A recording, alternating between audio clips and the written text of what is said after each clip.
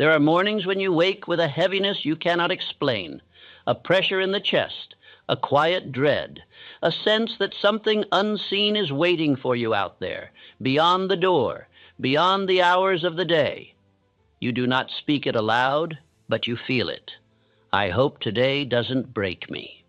Fear whispers before the sun rises, but hear me now. There exists a spiritual law older than your fear, stronger than your doubt, and more faithful than your uncertainty. A law so powerful that the moment you truly grasp it, fear loses its voice. That law is contained in the words of Psalm 91. Do not rush past this. Most men read Scripture casually without realizing they are holding the blueprint to their own protection. They glance at the words but never unlock the authority hidden behind them. Psalm 91 is not poetry. It is a covenant. It is a contract. It is a spiritual decree that arms a man with boldness no danger can challenge. Ask yourself something honest. How many days of your life have been guided by fear, fear of failure, fear of loss, fear of sickness, fear of betrayal, fear of not having enough, fear of the future, fear of the unknown, fear of the very shadows your imagination creates? Fear has stolen more opportunities from men than any enemy they will ever meet. And yet Psalm 91 offers a different life, a fearless life, a life where you walk as one protected, guided, covered by a power far beyond your own, a life where danger may approach, but it cannot overtake, a life where uncertainty still exists, but panic has no place, a life where you rise in the morning and say with certainty, I am not alone today. Before I reveal how this psalm becomes a shield around you, you must understand this. You do not overcome fear by resisting it. You overcome fear by replacing it with a greater truth. Fear thrives in the absence of faith. Fear grows in the absence of spiritual authority. Fear dominates the man who tries to face life on his own strength. Psalm 91 changes that. It gives you access to a higher strength, a greater certainty, a divine confidence that lifts you above the reach of ordinary fear. It is not merely a passage, it is a fortress. But you must walk into it. Think of the moments when fear has paralyzed you, when you stood at the edge of a decision but stepped back instead of forward, when you wanted to speak but remained silent, when you wanted to rise but felt unworthy, when you allowed fear to steal your voice, your power, your purpose. All those moments trace back to one truth. You believed you were unprotected. But imagine waking tomorrow with a different belief, one born from Psalm 91. Imagine rising with the conviction that you dwell in the secret place of the Most High, and nothing formed against you can enter that refuge. Imagine walking through your day knowing you are carried, shielded, guarded. Imagine fear knocking and you answering it with faith so strong it cannot enter. This is not imagination, this is law. Look at the promises woven through Psalm 91. Shelter, refuge, deliverance from traps, protection from sickness, strength in darkness, angels assigned to guard you, assurance that no evil shall befall you. These are not metaphors. They are conditions of a divine agreement. The man who believes them does not walk as a trembling servant. He walks as a fearless heir. Let me offer you a challenge. Why do you think some men endure storms with calm while others collapse at the first sign of trouble? It is not personality. It is not upbringing. It is not luck. It is the presence or absence of spiritual certainty. The man anchored in Psalm 91 does not panic when trouble rises. He does not retreat when shadows grow. He does not crumble when news is bad or when the world trembles. He may feel fear knocking at the edge of his mind, but he does not accept it. He stands under a different covering, the covering of divine protection. And understand this, fear vanishes when your spirit becomes convinced that you are protected by a higher power. A man cannot fear what cannot destroy him. Psalm 91 teaches you this truth until it becomes the very pattern of your mind. But you must not read it as a casual observer. You must read it as a participant, a claimant, a man stepping into a promise made long before he was born.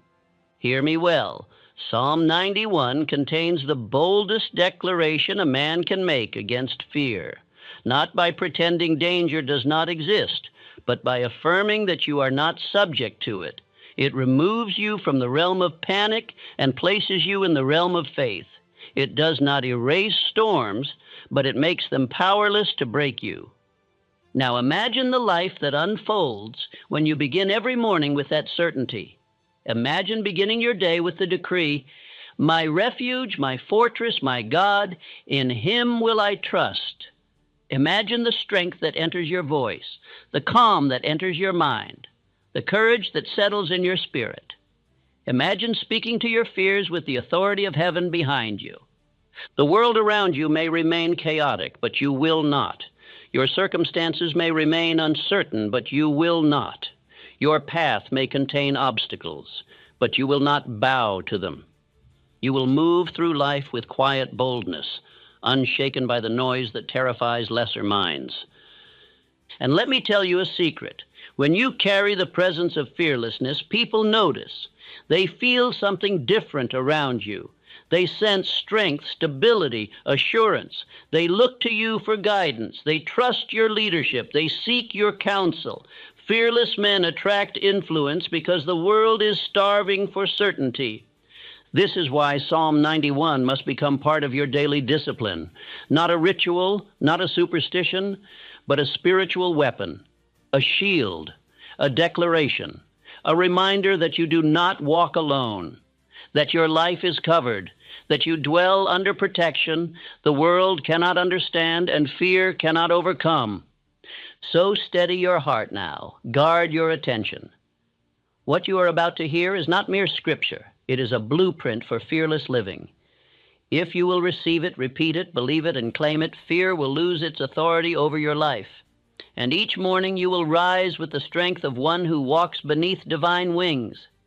Psalm 91 is the key. Unlock it, and fear will never rule you again. Every man lives within two worlds at once. The first is the visible world of circumstance, the one that changes with the weather, the one that trembles under the weight of fear. The second is the inner world of thought, the unseen kingdom that no man may enter but yourself. This inner kingdom is where victory or defeat begins. When Scripture declares, "He that dwelleth in the secret place of the Most High shall abide under the shadow of the Almighty," it speaks of that inner dwelling. The secret place is not found in geography. It is found in awareness. It is a state of mind in which fear cannot breathe. It is the fortress of faith that exists within every man, waiting to be occupied by his belief. Most men live outside this fortress. They rise each morning exposed to fear, hoping the day will be kind, but expecting that it may not. They look at the world and see danger. They look at themselves and feel small. Their thoughts wander like beggars through dark alleys of doubt, and then they wonder why life strikes them without mercy. But the man who understands this psalm does not beg for peace. He dwells in it. He lives inside his conviction that he is guarded by an unseen power. He thinks within it, walks within it, speaks from within it. His mind becomes a fortress, and his heart becomes a throne from which calmness reigns. Protection begins in the mind. Fear cannot enter a consciousness that has accepted divine safety as its law. You are not protected because you pray once. You are protected because you believe continually. The moment your faith becomes constant, the universe organizes itself around that certainty. The subconscious mind is the bridge between your belief and your experience. It accepts whatever thought you feed it as command. If you feed it pictures of danger, it will interpret life as peril. But if you feed it assurance, safety, and divine trust, it will move the unseen forces of life to fulfill that assurance. The psalm is not promise only. It is instruction in how to train the mind. Faith is not an act, it is a residence. To believe is to move mentally into a higher dwelling. Fear may still cry at the gate, but it cannot enter a house where faith keeps watch. When you decide that you live under the protection of the Almighty, you have already withdrawn permission from fear. A man once told me that he had survived a shipwreck while the storm destroyed everything around him. He said, "I repeated Psalm 91 until I could feel peace stronger than the storm." That peace became his shield. Waves could not touch a mind that had already taken refuge in certainty. Fear and faith cannot share the same throne. When one sits, the other departs. You cannot serve both at once. You must choose daily which will rule you, the law of fear that weakens or the law of faith that fortifies. Fear whispers that you are alone. Faith reminds you that you are carried. Fear paints pictures of loss. Faith writes decrees of protection. Fear convinces man that he is separated from divine power. Faith restores his remembrance that he was never apart. The cure for fear is not resistance, it is remembrance. You do not defeat darkness by wrestling it. You defeat it by turning on the light. The man who remembers his connection to divine law steps instantly out of the reach of panic. Think of sunlight. When you stand in its path, darkness has no existence where light abides. So it is with the mind that dwells in divine thought. Fear is the shadow that disappears when you step into faith. Every thought of protection you hold is a key that unlocks the door to the secret place. Every repetition of truth builds a higher wall around your peace. The psalm is not recited for ritual. It is spoken to impress belief upon the mind until that belief becomes natural. Say within yourself now, "I abide under the shadow of the Almighty. No fear can find me. No evil can reach me. I dwell in peace, and peace surrounds me." Let that be not a sentence, but a state. Each repetition deepens its foundation until faith becomes the atmosphere in which you breathe. Fear is suggestion. It operates only through imagination. It cannot touch the man who has trained imagination to picture protection instead. The fearful imagine disaster until they feel its shadow. The faithful imagine safety until they radiate it. Both are creating. Only one creates strength. The world will test your confidence. Storms will come, opinions will threaten, news will shake the timid. But the man anchored in divine law remains calm. He does not deny the storm. He denies its power to rule his mind. And that denial, spoken with conviction, becomes decree. Life obeys it. The greatest battles are not fought in fields, but in thoughts. Every fear conquered internally prevents 100 defeats externally. The moment you withdraw your attention from fear, you disarm it. The moment you turn your thought to faith, you invoke invisible aid. Faith is a mental command that opens every hidden gate of strength within you. It is not blind. It sees farther than eyes can reach. It is not fragile. It endures after reason fails. Faith is the silent law that connects you with the power that never trembles. When fear visits, greet it with remembrance. Say to it, "You have mistaken your address. I dwell in the secret place of the Most High. You have no authority here. Speak it until your own heart hears and obeys." The subconscious does not reason, it responds. Feed it confidence, and it will turn that confidence into circumstances that justify it. Feed it fear, and it will create evidence to confirm your dread. Choose your impressions wisely, for they become the architecture of your life. The man who knows his protection blesses others without effort. His calm becomes their comfort. His composure steadies their shaking.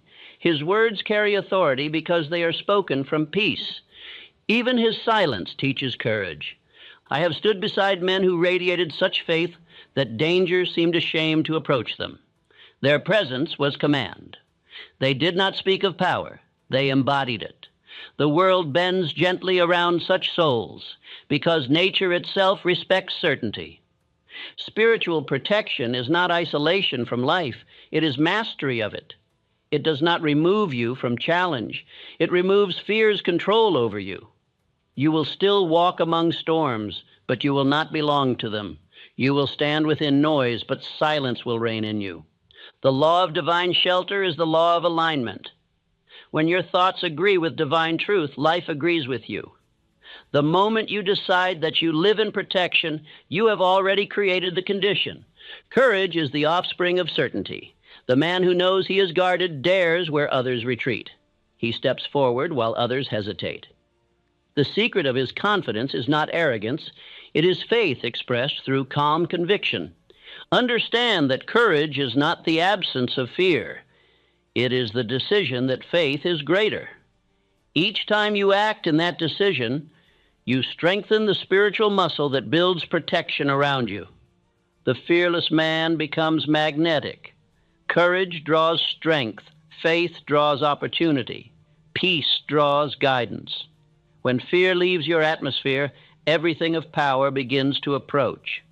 I have known businessmen, leaders, and laborers alike who proved this law. One man began each morning by reading Psalm 91 aloud before leaving his home. Within months, he said his days unfolded with uncanny order. Delays dissolved, helpers appeared, difficulties softened. He did not change the world, he changed his dwelling. Fear makes man vibrate in discord with divine order. Faith restores harmony. When your mind is at one with divine law, you attract its protection as naturally as a magnet draws metal. It is not the psalm alone that protects. It is your belief in the principle behind it. The words are the seed. Faith is the soil. You must cultivate both daily. Repetition engraves belief. Belief creates atmosphere. Atmosphere becomes protection. Once faith becomes habitual, fear finds no doorway through which to enter. And remember this, the peace you carry becomes the peace you spread. When a man dwells in calm confidence, he changes the temperature of every room he enters. His family feels safer. His work flows smoother. Even strangers are lifted by his composure. You must become that man. The one who carries the presence of quiet strength, who speaks few words but all of them steady, who walks through difficulty as though led by unseen hand. Each morning, before the noise of the world can reach you, close your eyes and enter the secret place. Picture yourself enveloped in light, shielded by invisible calm. Speak your decree. I dwell under the shadow of the Almighty. No fear can enter, no harm can prevail, no doubt can disturb. Stay there until peace becomes your pulse. Then go forth, not as one hoping for safety, but as one embodying it. The law of divine shelter is simple but supreme. As you dwell in thought, so shall you dwell in life. Therefore, let your first dwelling be faith. Build its walls with conviction. Roof it with gratitude. Guard it with repetition. Fear may knock, but faith will answer, and peace will abide forever. He is my refuge and my fortress, my God. In him will I trust. These words contain the secret of invincibility. To say them without belief is to whisper to the wind. To say them with conviction is to call forth an army of invisible power. Trust is not a feeling. It is an act of mental discipline. Faith is not hope. It is training. The man who makes trust his daily exercise becomes untouchable to fear. Faith is the armor of the Spirit. It does not arrive by chance. It is forged through repetition, decision, and obedience to divine order. Just as the blacksmith hammers steel until it becomes unbreakable, so must you hammer your thoughts until they shine with certainty. The weak pray for strength. The wise build it through daily thought.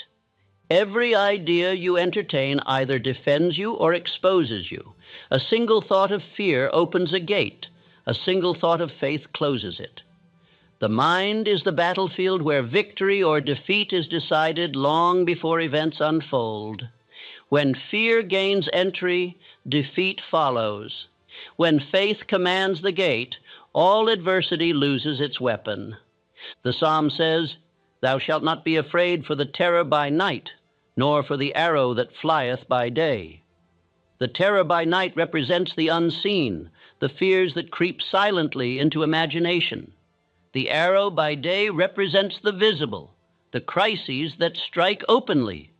Both obey the same law. Neither can harm the man who guards his thought. Mental discipline is the watchtower of the soul.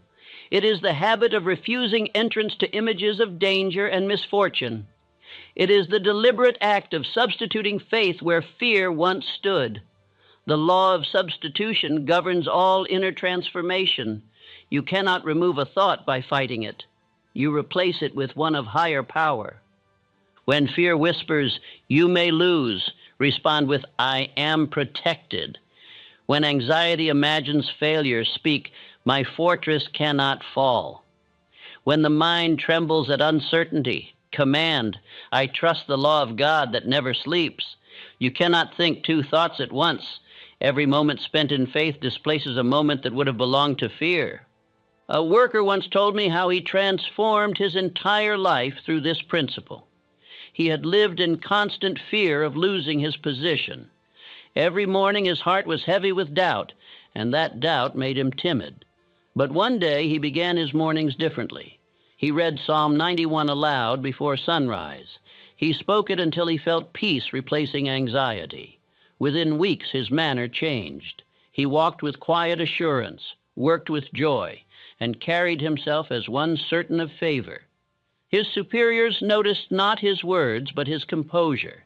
Instead of dismissal, they gave him advancement. His promotion was not reward, it was reflection. Faith is invisible armor, yet those around you feel it.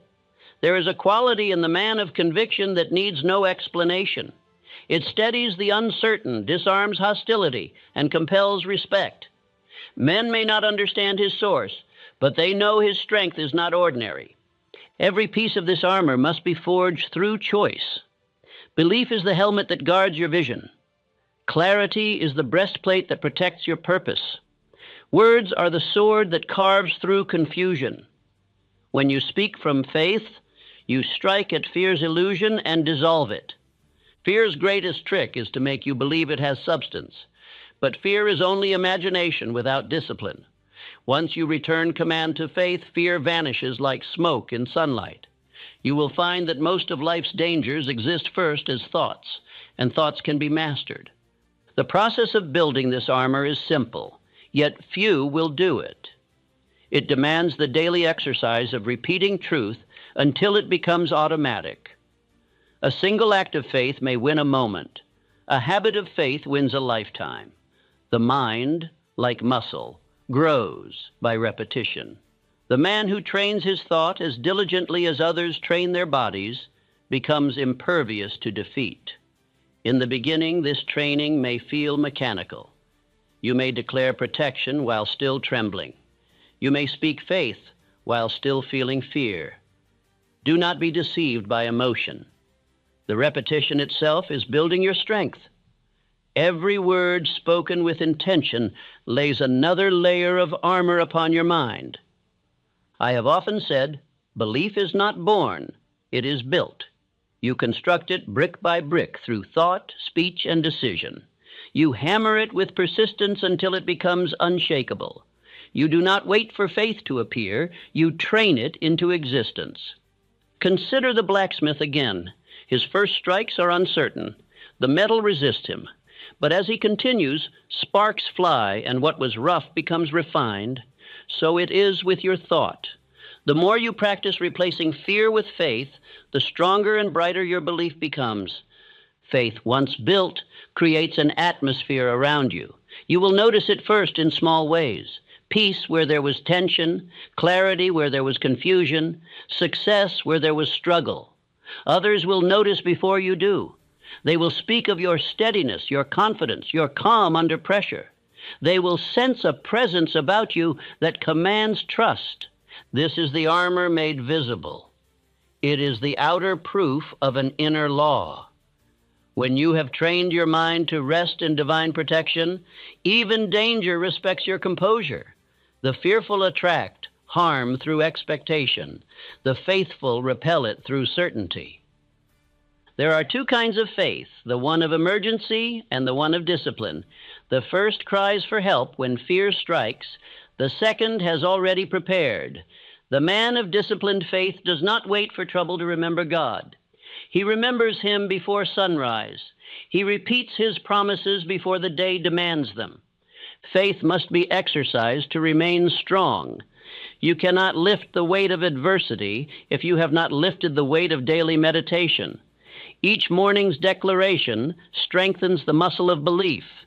Each night's gratitude reinforces it.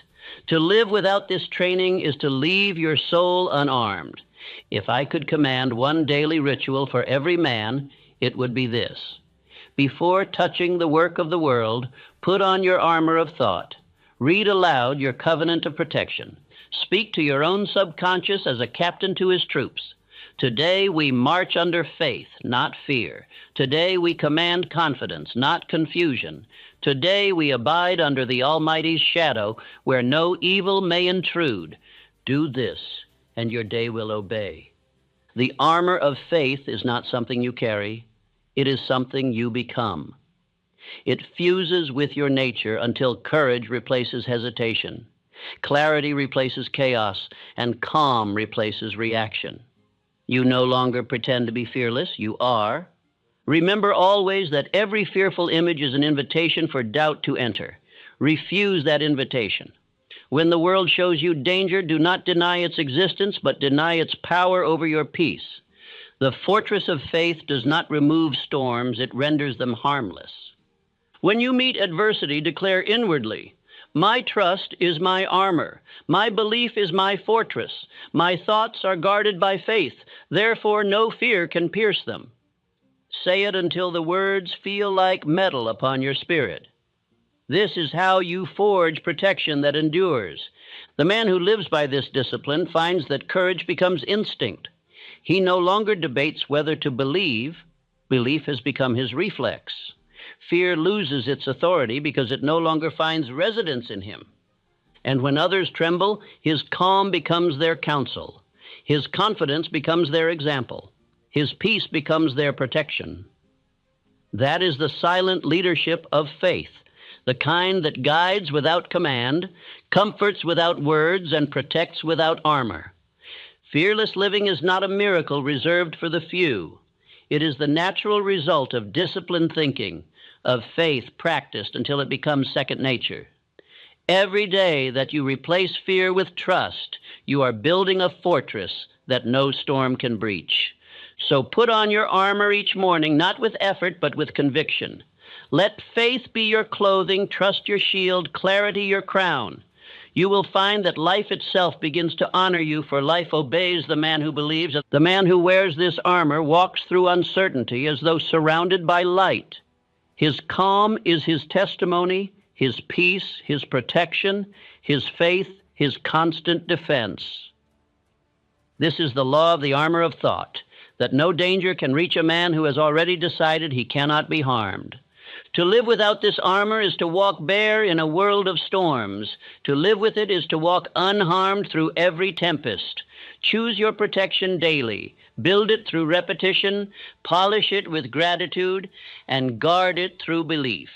When fear approaches, smile, not in arrogance, but in remembrance. You will know then that it can no longer enter your heart, for faith has already sealed the gate. And when your day ends, rest not as one exhausted from battle, but as one victorious by peace. You have not fought, you have ruled, you have not resisted, you have believed, and belief once established becomes law. Fearless living is not an accident, it is a trained condition of mind. The man who masters his thought masters his protection. The one who believes constantly lives constantly in refuge. This is the armor of faith and thought, built daily, worn invisibly, and proven eternally. There is a promise woven into the heart of Psalm 91 that few men truly understand. He shall give his angels charge over thee, to keep thee in all thy ways. These words are not poetic comfort, they are law. They reveal the principle that every man who lives in faith awakens assistance unseen by the natural eye. No man who walks in alignment with divine law ever walks alone. You may call these helpers angels, or you may call them unseen forces, intuition, guidance, or providence. It matters little what name you choose. They are the same intelligence that has guided every great life from the beginning of time. They are the same invisible messengers that whispered ideas to Edison, courage to Lincoln, and perseverance to Ford. They stand ready to obey the command of the mind that is certain of its divine protection. Every act of faith awakens movement in this unseen world. Every declaration of trust sets these invisible powers in motion. The man who fears attracts confusion, but the man who believes draws harmony. It is not accident that things seem to work for some and not for others. The law is simple. The universe assists the mind that trusts its order. The angels of which the psalm speaks are the intelligent forces of infinite mind, those unseen currents of good that arrange circumstances, guide thought, and open paths. They respond only to faith, for faith is the vibration of harmony with the divine. Fear creates static in that channel. Faith keeps it clear. The moment you think and feel with calm conviction, you summon cooperation from sources you do not yet see. I have known men who told me that when they trusted deeply, help seemed to appear from nowhere. One said that when his business was collapsing, an unexpected ally arrived to invest. Another said that in sickness, strength seemed to rise from within. Yet another spoke of an intuition that led him to safety, while others faltered. All described the same power under different names, the law of invisible assistance that answers the man of faith. When fear rules, intuition becomes blind. When faith rules, intuition becomes sight. This inner faculty is your communication line with infinite intelligence. It speaks through calmness, never through panic. The still, small voice is not silent. It is drowned out only by noise. Quiet your mind, and guidance will begin to whisper again. He shall give his angels charge over thee. These words reveal spiritual hierarchy. Infinite intelligence governs life through orderly law. That law delegates its operations through channels, through inspired ideas, through people, through circumstance. When you dwell in harmony with it, you step into that order, and it works for you. Imagine a river. The man of faith floats with its current. The man of fear swims against it. Both are in the same water, yet one moves easily while the other exhausts himself. So it is with divine assistance. It flows naturally toward him who trusts. They shall bear thee up in their hands, lest thou dash thy foot against a stone. The stones are the daily hindrances of life, the misunderstandings, the delays, the closed doors. When faith rules, you find yourself gently lifted above them. The obstacle that would have broken another becomes your step upward. Once a businessman told me he had narrowly avoided a terrible accident. He had planned to travel on a certain train, but that morning he felt an unexplainable urge to delay. He obeyed that impulse. Later, he learned the train had derailed. He said, "It was as if something warned me." I told him it was not something, it was law. He had become sensitive to the guidance that never sleeps, and that law preserved him because he listened. When you trust, you make yourself receptive to instruction. When you doubt, you jam the channel. Infinite intelligence cannot force its counsel upon you. It must be invited through faith. The mind at peace is the transmitter. The mind in fear is interference. Affirm within yourself, unseen helpers surround me. I am guided, guarded, and governed by divine law. Every step I take is secure. Speak it until you feel it, and you will begin to notice that your path grows smoother, your burdens lighter, your timing exact. Do not think these are coincidences. Coincidence is the name men give to the law they do not yet understand. Every seeming accident that leads you toward good is proof that invisible help is at work. The wise man does not call it luck, he calls it law. You must understand that these angels often appear in the form of men. The right counsel, the unexpected ally, the stranger who gives the needed word, these are all instruments through which infinite mind acts. To refuse their help is to reject the very aid you prayed for. Keep your heart open. Divine assistance seldom wears wings. When your mind radiates calm conviction, Others feel it. They may not know why they are drawn to aid you, but they will be. Faith attracts cooperation as naturally as gravity pulls the earth. Fear isolates, faith unites. The man of trust never lacks help, for his confidence creates fellowship wherever he goes. Consider Henry Ford. His engineers told him his design for the V8 engine was impossible. They resisted, doubted, delayed. Yet Ford remained calm. He said simply, "Produce it anyway." That unwavering faith drew new ideas, inspired minds, and rearranged impossibility into success. His belief summoned both visible and invisible assistance. It was not stubbornness. It was spiritual certainty that the law would yield to his purpose. So it is with every man who walks in fearless confidence. His very composure becomes command. Doors open before him because the universe itself bends to harmony. Fear creates friction. Faith creates alignment. You must learn to listen inwardly. That quiet impulse that urges you toward good, that sense of warning before error, that sudden inspiration that solves a problem, these are not random. They are the whispers of infinite mind through your own soul. Train yourself to hear them by stillness. Do not demand, receive. Do not rush, allow. The psalm says, "Because he hath set his love upon me, therefore will I deliver him." To set your love upon divine law means to trust it absolutely. When you live in this love, deliverance becomes automatic. Life itself becomes your protector because you are no longer in opposition to its rhythm. There is no safer place than harmony with divine order. You may walk through danger, but danger will not touch you.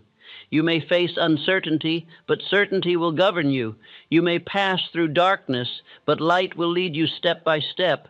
The man of faith becomes a magnet for inspired ideas.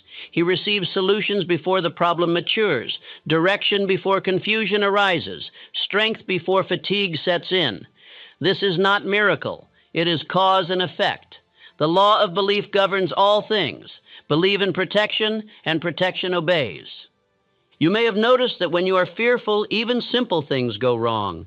The tools slip, the words falter, the doors close. But when you are calm and confident, life arranges itself beautifully.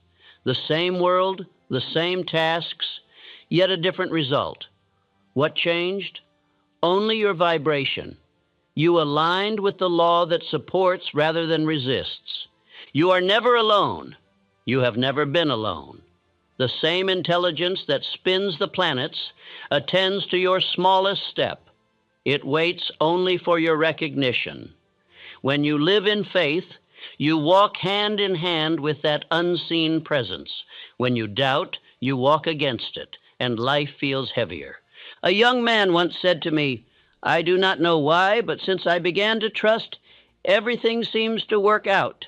I told him, "You have entered into rhythm with infinite law. The angels of harmony now walk beside you." He smiled as though it were poetry, but it was truth. Infinite intelligence never withholds good. It only waits for the mind to stop resisting. Fear resists by expecting harm. Faith cooperates by expecting safety. The universe always matches your expectation. The law of invisible assistance is constant. Whether or not you are aware of it, it functions. The difference lies in awareness. The fearful man lives surrounded by helpers he cannot see. The faithful man walks consciously with them. Awareness turns chaos into order, danger into guidance, trial into triumph. Let this be your practice. Each morning, before you begin the work of the day, declare calmly, "I am protected and guided. All that I need is prepared before me. Invisible hands arrange my steps in order." Speak it, and then walk as though it were already done. For the moment you act as though it were true, the law confirms it. When you begin to live by this law, fear will lose its grip upon your imagination. You will sense a quiet strength around you, a peace that seems to precede your arrival. Others will comment that you are lucky, favored, blessed, but you will know it is not luck. It is the inevitable result of alignment with divine assistance. Remember always that your faith gives the angels charge. The command lies in your thought, not in your circumstance. You summon help by believing, not by pleading. The universe is not moved by desperation. It is moved by decision. And this is the essence of the law. Faith magnetizes help. Fear repels it. The fearless man never walks alone. His courage becomes signal to the heavens, and heaven always responds. So walk calmly, think clearly, trust fully. The same power that guards the stars guards you. The same intelligence that orders galaxies orders your path. The same love that sustains creation sustains your every step. You dwell in an ocean of protection, and faith is the sail that catches its wind. Repeat this truth daily.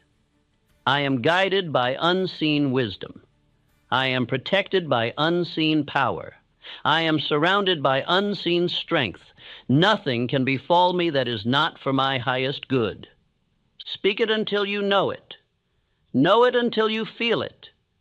Feel it until you live it. And once you live it, fear will flee, for it cannot abide where infinite mind abides. This is the law of invisible assistance, the unbroken promise that the man who trusts never walks alone. He shall cover thee with his feathers, and under his wings shalt thou trust. Those words contain one of the greatest laws of life, that peace is not weakness, but power in perfect control. The wings of the Almighty are not soft sentiment. They are symbols of shelter, strength, and serenity. They teach that the highest defense is inner calm. To be fearless, one must learn the discipline of peace. There is no man so strong as the one who remains composed under pressure. The untrained mind reacts. The disciplined mind rules. Fear thrives on reaction, for it feeds on movement and noise. But when you become still within yourself, fear dies of starvation. Peace is the furnace where courage is forged. Every storm outside becomes powerless when silence takes command within. I once knew a man who faced the collapse of his business. His associates panicked, his friends deserted him, his creditors demanded answers. Yet he sat in silence and read Psalm 91 aloud each day. He repeated it until his heart believed more in protection than in peril. Days passed, and while others ran in circles, he waited. In that stillness came a single idea that restored his enterprise and multiplied it tenfold. Peace had given him access to wisdom that fear could never find. Fear rushes, faith waits. The mind in fear acts too quickly or not at all. The mind in faith acts only when guided by calm conviction. You must learn to pause before you decide, to breathe before you speak, to center your thought before you move. This is not delay, it is mastery. He who governs his inner temperature never boils in anger nor freezes in dread. I call this the law of inner temperature. Fear heats the mind into chaos. Faith cools it into clarity. The man of peace is like a calm sea reflecting the heavens. The man of panic is like a stormy wave that distorts every image of truth. When your mind is still, infinite intelligence reflects its perfect order through you. When your mind is troubled, divine wisdom is distorted and cannot reach you. Peace is trained, not found. It is developed by refusal to worry. You may think that you cannot help worrying, but that is not true. Worry is thought repeated without faith. Faith is thought repeated with trust. Both are habits. One destroys, the other restores. Each time you replace a worry with an affirmation, you strengthen peace as a habit. Say quietly to yourself, I walk in peace. I am covered by divine calm. No storm can disturb me, for my spirit abides in refuge. Speak it until you feel the tension release from your chest. Speak it until your breathing slows. Speak it until the world feels smaller and your soul feels larger. Then you will know that peace is not the absence of noise. It is authority over it. Consider Thomas Edison. When his great factory burned to the ground, others expected despair. Instead, he told his son, "Go fetch your mother. She'll never see another fire like this. He lost fortune that night, but not faith. The following morning, he began again with calmness as his first tool. Within months, he had rebuilt everything greater than before. That is the discipline of peace, the refusal to let external ruin disturb inner order. Fear magnifies problems. Faith reduces them to proper size. To see clearly, you must remain steady. The archer hits the mark only when his hand is still. The mind hits truth only when it is calm. The moment you lose peace, you lose aim. The one who keeps composure holds dominion even in defeat. The world bows, often unwillingly, before the man it cannot shake. Peace is power at rest. It does not argue, yet it persuades. It does not shout, yet it is heard.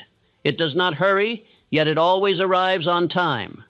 The quiet mind is more commanding than the loud voice, for true authority speaks from silence. The noisy soul may command attention. The peaceful soul commands respect. Remember the words, "His truth shall be thy shield and buckler." Truth is the knowledge that divine law governs all things. Truth is understanding that you are never outside of protection, never beyond guidance, never cut off from strength. To live in truth is to shield yourself from panic. When you know that the universe is orderly and just, fear cannot deceive you with its illusions. The man of peace sees through appearances. He knows that chaos is temporary, that difficulty is instruction, that delay is direction. He does not react to the first signal of trouble because he has trained himself to ask, what truth hides behind this? That question itself is strength, for it replaces reaction with reason. Every great soul you admire possessed this quality. Lincoln ruled himself before he ruled a nation. When voices of anger filled the land, he answered not with haste, but with measured wisdom. He listened to conscience before counsel, to stillness before strategy. That is why his words still breathe calm into restless generations. To cultivate this power, practice silence. Spend a few minutes each morning in deliberate quietness. Let the noise of the world fall away until you can hear the faint rhythm of peace within. In that stillness, affirm, "Infinite intelligence orders my path. I am safe, I am calm, I am certain." Do this daily, and your nerves will obey. Your heartbeat will slow. Your thought will clear. You will discover that peace can be practiced like a craft. And once mastered, it becomes your natural state. Peace multiplies power because it conserves energy. The frantic mind leaks strength through every worry. The peaceful mind stores it. A man at peace can accomplish in an hour what others cannot achieve in a day, for his whole force is united. To act from stillness is to act with all of yourself. No divided will, no wasted motion. Do not mistake excitement for energy. Fear disguises itself in both. True strength is quiet. The oak does not shout as it grows, yet its roots deepen daily. So too does faith. Your calmness is your growth, your patience, your proof. The psalmist wrote, "He shall deliver thee from the snare of the fowler and from the noisome pestilence." The snare is distraction. The pestilence is panic. Both lose power in the presence of peace. When you stop reacting to fear, it cannot entangle you. When you stop feeding it with thought, it perishes. Many men mistake motion for progress. They run but without direction. They talk but without purpose. They fight but without faith. The man of peace does not rush. He moves deliberately, guided by inner certainty. The crowd mistakes his quietness for passivity. Yet when the storm settles, he alone remains standing. Peace is the signature of strength. It is the calm hand that directs nations, the composed voice that settles conflict, the quiet faith that rebuilds empires. You must make it your goal to be such a man, to let nothing disturb the throne of your mind. Fear will test you. It will attempt to provoke reaction. It will whisper, "You must do something now, or all will be lost." Do not obey. Instead, breathe, remember, and say, "I am safe in divine order. Nothing urgent exists in eternity. I act from peace, not panic." In that instant, infinite mind can guide you, for you have returned to harmony. As you live this way, you will notice a transformation in how others respond to you. They will come to you in moments of crisis because they trust your composure. They will seek your advice, follow your lead, and draw strength from your stillness. That is the magnetic quality of peace. It commands without intention. Do not let the world convince you that you must join its anxiety to show that you care. True compassion comes not from sharing confusion, but from offering clarity. You help others most by remaining unshaken yourself. Their fear may be loud, but your silence will be louder. Peace is the discipline of masters. It is the mark of those who have conquered themselves. You cannot govern others until you have governed your emotions. You cannot lead nations until you have led your nerves. You cannot silence the storm without first silencing the mind that feeds it. So each day, practice peace as though it were the highest form of work, for it is. Sit quietly, breathe deeply, repeat truth until your heart feels anchored again. Let Psalm 91 become your daily meditation, your mental fortress, your gentle command to every trembling part of yourself. Then, when the winds of life rise, you will smile, not in denial, but in dominion. You will remember that peace is not the reward at the end of faith. It is the evidence of faith itself. It is the sign that you have entered the secret place where fear cannot breathe. The psalmist promised, "With long life will I satisfy him and show him my salvation." Long life belongs to the peaceful, for the nervous mind exhausts the body, while the calm mind renews it. Peace preserves vitality as surely as worry wastes it. The man of stillness lives longer, thinks clearer, and accomplishes more because his energy flows unbroken. And so I leave you this decree. I live in peace, and peace lives in me.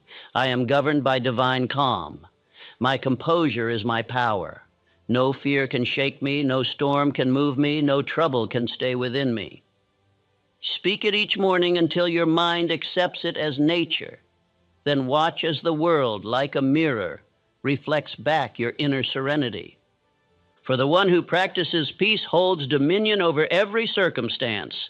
His stillness is his strength, his calmness his crown, his silence his authority. He has learned the greatest secret of Psalm 91, that to abide under the shadow of the Almighty is to live above the reach of fear.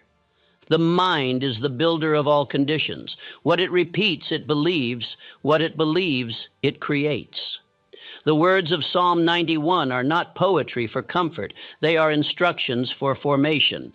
Each line is a pattern by which thought is trained to dwell in faith rather than fear. The man who repeats them with conviction builds a fortress stronger than stone, for habit is the architecture of destiny. The subconscious mind, that silent servant of your soul, does not argue or reason. It obeys. It accepts repeated impressions as commands and reproduces them as reality. When you declare daily, "I dwell in the secret place of the Most High," you are not reciting scripture, you are constructing belief. Every repetition deepens the groove of confidence until the mind can no longer think otherwise. Repetition is not ritual, it is reinforcement. Each spoken truth becomes a brick in the wall of your protection. The more you repeat, the higher the wall, the calmer the heart. Faith does not blossom in occasional sunlight, it grows by the steady warmth of constant thought. The man who trains his mind daily in the pattern of peace will find that fear cannot locate him. The psalmist knew this law. He spoke of abiding under the shadow of the Almighty, not visiting, not glancing, but dwelling. Dwelling means permanence. It means you no longer move between fear and faith, but have taken up residence in divine certainty. A soldier once told me that during war he recited Psalm 91 every morning. Bullets struck near him. Explosions filled the air, yet none touched him. Others called it miracle. He called it discipline. "I said it until it felt truer than the sound of gunfire," he told me. "When danger came, I could feel calm stand in front of me like a shield." That was no chance. That was law-obeying conviction. Faith repeated becomes fact. Doubt repeated becomes danger. You are always programming the machinery of your mind through what you say and think. Every declaration is a command to the subconscious. Every fear, a counterfeit prayer. When you recite truth often enough, emotion begins to join the words. Once emotion and word unite, belief is born, and belief manifests as experience. 1,000 shall fall at thy side, and 10,000 at thy right hand, but it shall not come nigh thee. When this line becomes habitual thought, you cease to see yourself as victim and begin to see yourself as victor. The world may tremble, but you stand unmoved, not because trouble never comes, but because belief has made you larger than it. Repetition removes doubt the way sunrise removes shadows, gradually yet inevitably. Doubt fades not because it is conquered, but because it is replaced. The subconscious cannot hold two masters. The constant affirmation of safety, guidance, and divine order expels every trace of fear until peace becomes as natural as breathing. The process may seem mechanical at first. You may feel you are merely mouthing words. Do not stop. Habit is built not by feeling, but by persistence. As a stonecutter strikes the rock 100 times before it breaks, so does each repetition chip away at disbelief until it crumbles. Consider Andrew Carnegie. He built his fortune not from sudden luck, but from a daily habit of thought. Each morning he reviewed his purpose. Each night he reaffirmed his gratitude. The repetition of belief turned imagination into empire. You too must apply this law to faith as he applied it to fortune. Read Psalm 91, not as literature, but as a blueprint for mental mastery. Every day spent without repetition of truth is a day the mind drifts toward fear. Nature abhors a vacuum, so does thought. If you do not fill your mind with words of protection, it will fill itself with whispers of doubt. Therefore, let no morning pass without your declaration, and no night end without your gratitude. When you recite, feel. When you feel, believe. When you believe, act. And when you act, the law completes itself. Faith cannot remain theory. It must become habit. Speak it while you walk, while you work, while you rest. Let its rhythm become part of your heartbeat. Soon you will notice that fear visits less, peace lingers longer, and confidence becomes constant. Use this affirmation daily. Each morning I declare, I am protected, I am guided, I am fearless. Each repetition deepens truth. Each word strengthens armor. The subconscious will take these words as command and adjust every reaction to match them. You will find yourself calmer in crisis, wiser in decision, and steadier in storms. Repetition is the mother of mastery. The Psalm says, "He shall call upon me, and I will answer him." But calling is not a single cry. It is continual communion. The more you call, the clearer the line becomes. When faith is repeated, it forms a channel through which infinite intelligence flows without obstruction. I have seen timid men become towers of strength through this practice. One began reciting Psalm 91 over his family each morning. At first it was duty, later it became devotion. Months passed, and his entire household changed. Fear left, harmony entered, health improved. The words had built a vibration of faith so constant that even visitors felt peace upon entering their home. Repetition engraves. Just as drops of water carve stone through persistence, so do affirmations shape the mind into unshakable belief. The longer you dwell upon a truth, the more real it becomes to you, until outer life has no choice but to conform. For he shall give his angels charge over thee. Each time you repeat this, you renew awareness of divine cooperation. You remind the subconscious that help is assigned, that protection is continuous. These reminders awaken unseen allies who work silently in your favor. Let me caution you against idle speech. Words spoken in fear undo the work of faith. Each complaint is a stone removed from your fortress. Each worry uttered aloud is an invitation for doubt to return. Guard your language as you would guard treasure. Speak only that which strengthens belief. When emotion aligns with repetition, transformation begins. Speak your affirmations not as a beggar, but as a ruler issuing decree. Feel the weight of authority behind your words. Know that you are not asking for protection, you are acknowledging it.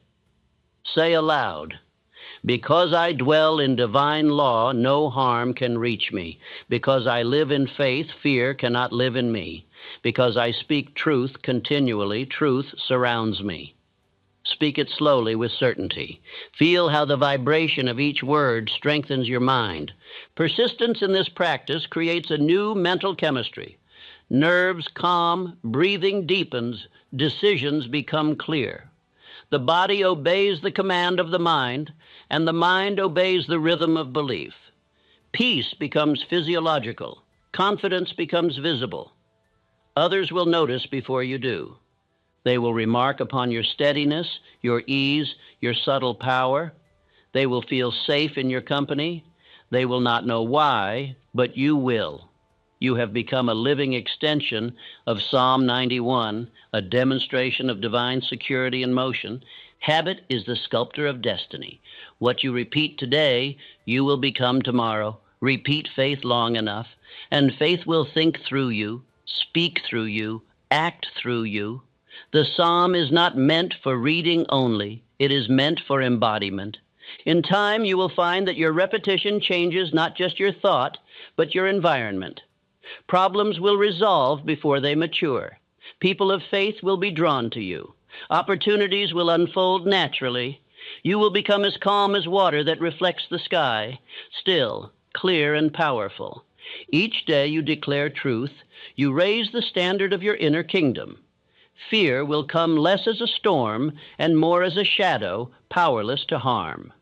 Your subconscious will begin to reject doubt automatically, the way a healthy body rejects disease. That is when you will know you have trained your mind into divine habit. So let this be your daily practice. Upon waking, before touching the concerns of the world, close your eyes and speak the psalm, not to remember words, but to remember who you are. Repeat it, not to plead for safety, but to reaffirm your authority. You are the dwelling place of faith, the vessel of peace, the fortress of divine law. Each repetition of truth strengthens this awareness until you live as its embodiment. And when others ask you how you remain calm while the world shakes, you will answer with simplicity, because I have built my dwelling in faith, and I repeat it until nothing else remains. This is the law of repetition and spiritual habit, that faith becomes permanent only through persistence, and that the man who repeats truth daily will one day awaken to find that truth repeating itself through him. Thou shalt tread upon the lion and adder. The young lion and the dragon shalt thou trample under feet. This single verse reveals one of the highest spiritual secrets known to man, that you are not merely protected from fear, you are given authority over it. The psalm does not end with safety. It ascends to sovereignty. It teaches that true fearlessness is not the absence of danger, but the mastery of it. Every man is born with dominion written in his soul. He was made to command, not to cower, to govern, not to grovel, to stand upright as the reflection of divine mind, not to crawl beneath its creation. But fear dethrones that birthright. It convinces man to believe he is subject to forces he was created to rule. Psalm 91 restores him to the throne of his own thought. When you read that you will tread upon the lion and the adder, you are reading a symbol. The lion is the loud fear, the roaring threat that makes itself known through crisis. The adder is the silent fear, the subtle poison that seeps through worry, doubt, or delay. The man who abides in faith walks over both. He silences the roar and neutralizes the venom through calm command. Fear loses its power the moment it is faced by faith. It thrives on avoidance. It grows in the shadows of hesitation. But the instant you turn toward it with decision, it dissolves.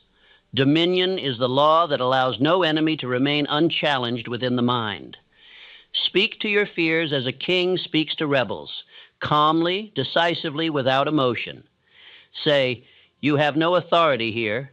This mind is under divine government." Faith-filled words are decrees in the unseen world. They carry vibration that reshapes circumstance. When you speak with conviction, you summon every invisible force of good to your side.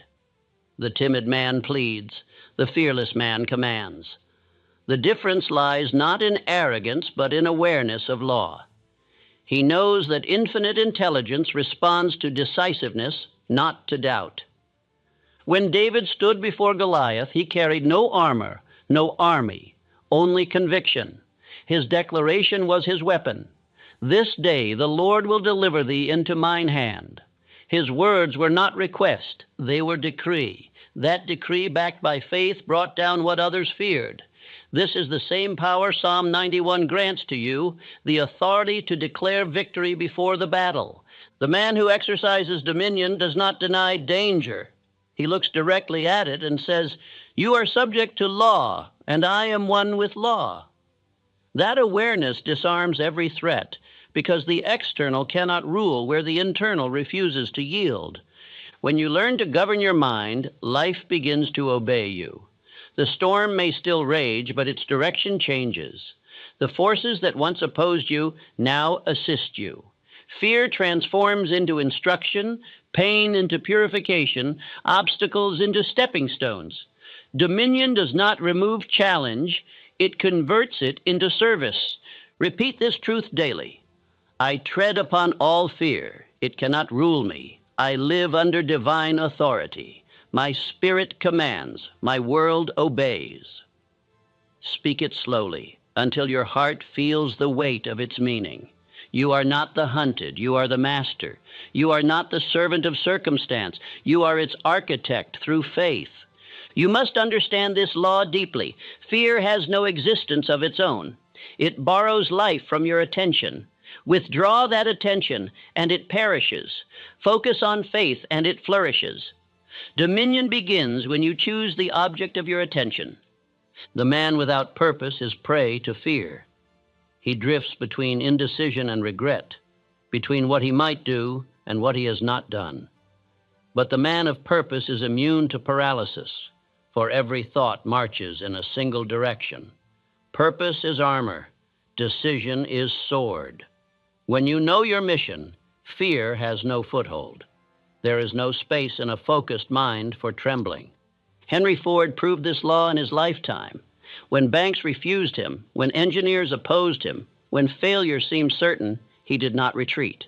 He said, "The thing is possible and will be done." He spoke as one with dominion, and the invisible law responded. The engine that was impossible became the foundation of an empire.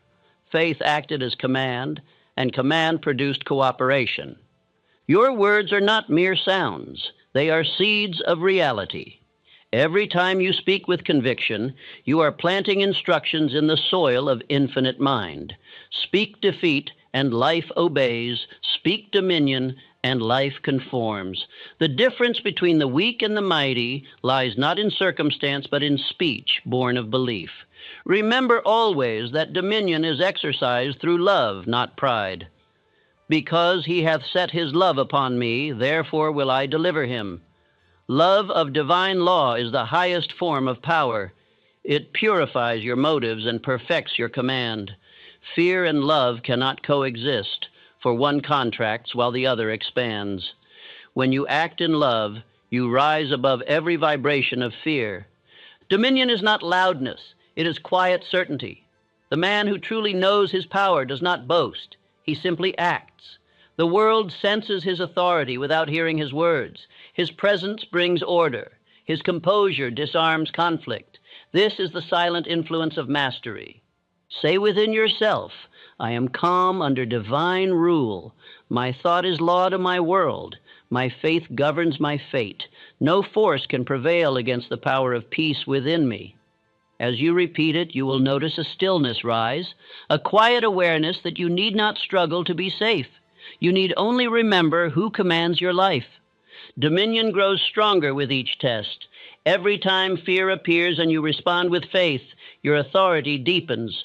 Soon fear will cease to test you, for it learns quickly who cannot be moved. Like a defeated adversary, it bows before the one who no longer yields to suggestion. Observe how the fearless man is perceived by others. They trust him without analysis. They follow his direction without question. His steadiness becomes a compass to the uncertain. The nervous seek his presence because he radiates order. Such power cannot be faked. It is born of inner government. The man of dominion governs his reactions. He decides how he shall feel before the world decides for him. He trains his mind to remain at peace in noise, to remain certain in confusion, to remain loving in hostility. This is not suppression. It is supremacy. The emotions are his subjects, not his masters. When you live this way, fear ceases to exist in its old form. It becomes signal rather than master. It warns, but it does not wound. It instructs, but it does not imprison. Dominion turns fear into servant. It reminds you to return to faith, to step again into authority. There will come a day when you meet what once terrified you and feel no tremor. That moment will mark your coronation, the day you reclaim the throne of your mind. You will look back upon your old fears and smile, realizing they were shadows cast by your own forgetting. They had no life except what you lent them. This is why the psalm ends in victory. Because he hath known my name, I will set him on high. To know the name of God is to know the nature of power itself, the unshakable law of protection and provision. When you align with it, you rise beyond reach of ordinary fear. Life begins to treat you as one of its rulers, not its refugees. Let this affirmation be your decree. I am not the hunted of fear. I am the master of faith. I rule my thoughts, my words, and my destiny. Divine authority governs my life, and nothing contrary can stand before it. Speak it until your voice grows calm and commanding, for calmness is the tone of authority. Dominion over fear is dominion over life. Every challenge you master expands your realm. Each victory of peace enlarges your kingdom. And soon you will see that what you call your world is simply the reflection of your ruled thoughts. Bring order within, and order will appear without.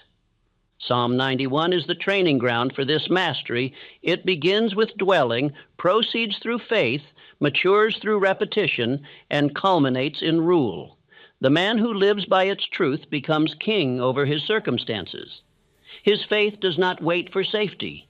It creates it. His peace does not depend on silence. It commands it. You were not born to crawl beneath your fears. You were born to walk above them. You were not designed to seek refuge forever. You were designed to become the refuge for others. Dominion means you now carry the atmosphere of safety wherever you go. Others will feel it and find courage in your presence. They will sense that fear cannot dwell where you dwell. This is divine dominion, the law by which man rises from subject to sovereign, from victim to victor, from seeker of safety to source of peace. Live it daily. Speak it boldly. Rule your thoughts, and life will bow in perfect order before you. When the psalmist wrote, "He shall call upon me, and I will answer him. I will be with him in trouble. I will deliver him and honor him. With long life will I satisfy him and show him my salvation." He was not describing poetry. He was describing partnership. Psalm 91 is not a verse. It is a covenant. It is the invisible contract between man and divine law, between faith and its fulfillment, between belief and the peace that belief commands. The covenant of fearless living is sealed not by ritual, but by remembrance. Each morning that you awaken and remember that you dwell under divine law, you renew it. Each time you meet fear with faith, you confirm it. Each moment you speak truth instead of trembling, you fulfill it. Fear cannot exist in a consciousness that remembers its divine agreement with power. The man who understands this covenant no longer lives as a beggar of blessings. He lives as heir of divine protection. He no longer asks, "Will I be safe?" He affirms, "I am safe now." He no longer prays for strength. He remembers that he is strength in expression. He does not seek courage as if it were lost. He realizes that courage is his natural condition when aligned with the Most High. Each day, you renew your covenant through awareness. Awareness is the altar where faith and action meet. When you remember that infinite intelligence moves through you, life begins to move for you. This remembrance transforms fear into reverence, worry into worship, and survival into mastery. The psalm says, "He that dwelleth in the secret place of the Most High shall abide under the shadow of the Almighty." Dwelling is not visiting. To dwell means to live there permanently, to make divine consciousness your home. The man who abides there is not shaken by outer winds, because he has found the center that never moves. Imagine beginning every morning with this awareness. You rise not as a man facing trouble, but as a man escorted by strength. You step into your day knowing that infinite mind has already ordered your path. You speak with authority because you know you are backed by law. The world around you may be uncertain, but within, your spirit is steady as stone. This state of being cannot be faked. It radiates from within. When others look upon such a man, they see calmness, but they feel something deeper, an atmosphere of assurance that cannot be explained. They find themselves standing straighter, speaking clearer, trusting more. That is the silent testimony of one who lives in covenant with faith. Abraham Lincoln lived this way. During the darkest days of war, he read Psalm 91 nightly. His advisors described his patience as superhuman, his calm as supernatural. Yet it was neither. It was divine alignment practiced daily. He knew the law: when man abides in faith, God abides in man. The result is composure that confounds chaos. Fearless living does not mean the absence of danger. It means the presence of divine consciousness stronger than danger. The waves may rise, but you rise higher. The noise may grow, but your silence deepens. The pressure may increase, but your calm expands to contain it. The psalmist does not promise escape from life. He promises mastery within it. You may think this level of peace unattainable, but you have already tasted it in moments when you forgot to fear, when you acted from pure faith, when you trusted without hesitation, when you felt that unseen hand guiding you. The covenant calls you to make that moment your dwelling, not your exception. Repeat this affirmation each morning. I dwell in divine safety. My peace protects me. My faith guides me. My life reveals the strength of God's covenant. Speak it until the words feel like your own breath. Speak it until they stop sounding like prayer and begin sounding like truth. Understand that this covenant demands participation. Protection is not passive. It is active alignment. You cannot expect to dwell in the fortress while entertaining the enemies of fear and doubt. You must guard the gates of your thought. No uninvited worry may enter. No whisper of weakness may linger. This is your discipline and your devotion. The reward of such discipline is not only safety, but transformation. The man who lives in fearless faith becomes a different creature altogether. His eyes carry calm fire. His voice carries quiet authority. His presence carries healing. He walks through the same world as others, but lives in a higher vibration of law. The world calls him lucky, but luck is simply the name men give to the results of faith they cannot explain.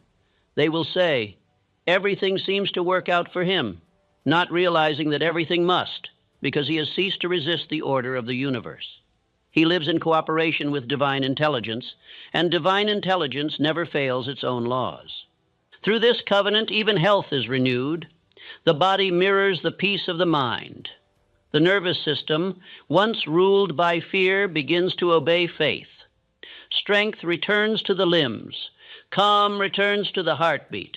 Clarity returns to the eyes. The Scripture's promise of long life is not myth. It is physiology. Fear shortens life through strain. Peace extends it through harmony. The covenant also transforms your influence. People feel safe around the fearless.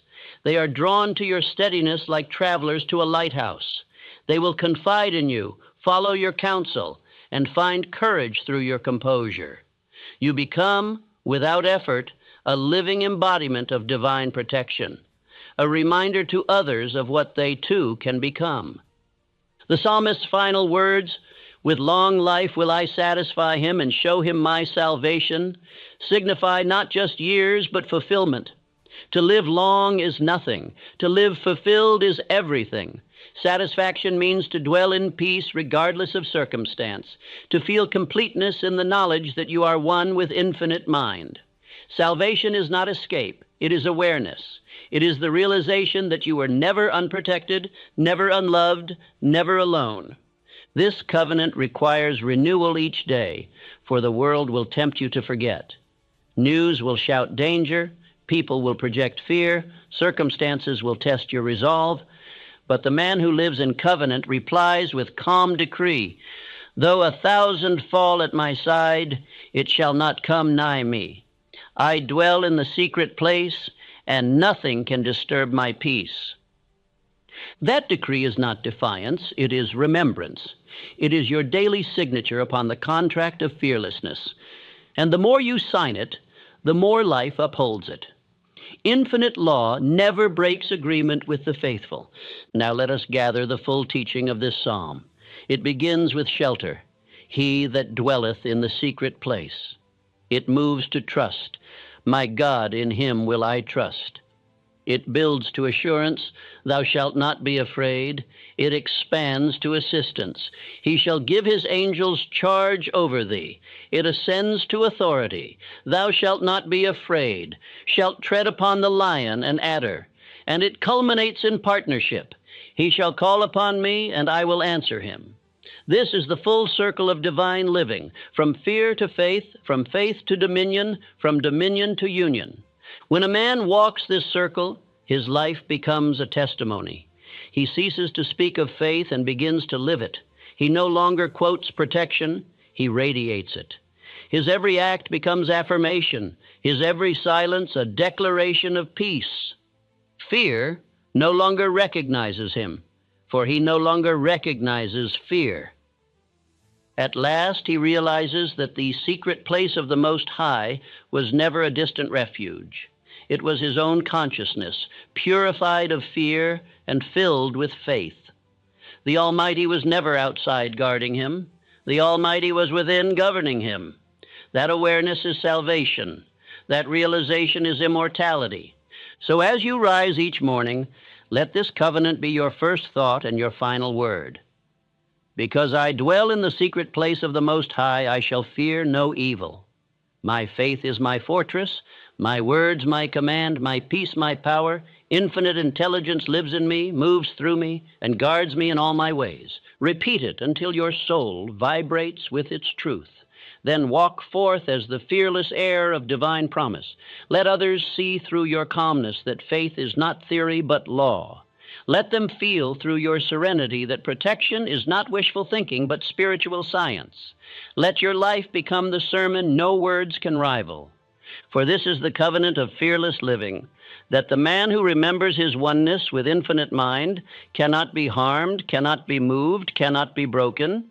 He is peace in motion, law in form, faith made flesh. And as he lives, so too does the promise live within him, fulfilled, complete, eternal. Final decree. I live under the shadow of the Almighty. I fear nothing, I doubt nothing. I am governed by faith, strengthened by peace, and crowned with divine authority. I am protected by the covenant